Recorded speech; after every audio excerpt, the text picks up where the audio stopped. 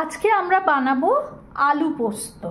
এই জন্য আলুটা আমরা ডুমো ডুমো করে কেটে নিয়েছি।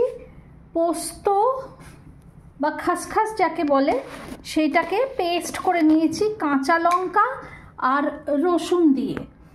এই যে পোস্ত আমরা পেস্ট করে নিয়েছি কাঁচা লঙ্কা রসুন দিয়ে। এবার ফ্রাইং প্যানে আমরা দিয়েছি মশাল সর্ষের তেল, কাচ্চি ঘানি মাস্টার্ড অয়েল। রান্নাটা অল্প তেলে করব, অল্প তেল দিয়েছি। তেলটা বেশ গরম হয়ে গেছে। এইবার প্রথমেই আমরা আলুগুলো দিয়ে ভালো করে ভেজে নেব।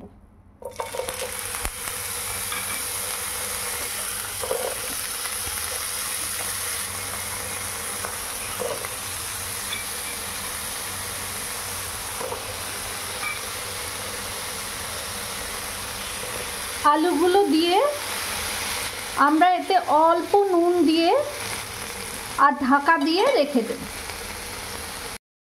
আলুগুলো যখন ভাজা হচ্ছে এতে আমরা অল্প নুন দিয়ে দেব, কারণ কিছুটা নুন আমরা দিয়েছি যখন পোস্তটা বেটেছি। অল্প নুন দিয়ে দিলাম। আলুটা মোটামুটি লাল করে ভাজা হয়ে গেছে। এইবার আমরা যে পোস্তটা বেটে রেখেছিলাম পোস্তটা এর মধ্যে দিয়ে দেব। পোস্তটা দিয়ে দিলাম, দিয়ে দেব সামান্য জল।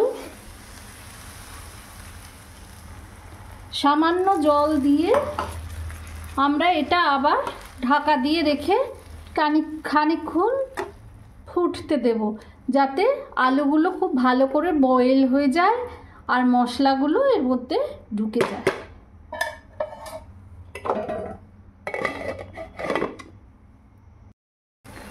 আমাদের আলু পোস্ত একদম তৈরি। ওপরে কিছু চেরা কাঁচা লঙ্কা দিয়ে আর অল্প কাঁচা সর্ষের তেল দিয়ে আমরা রান্নাটা শেষ করব। কাঁচা সর্ষের তেল অল্পই দেব, দিয়ে আমরা রান্নাটা কমপ্লিট করলাম। আমাদের আলু পোস্ত একেবারে তৈরি।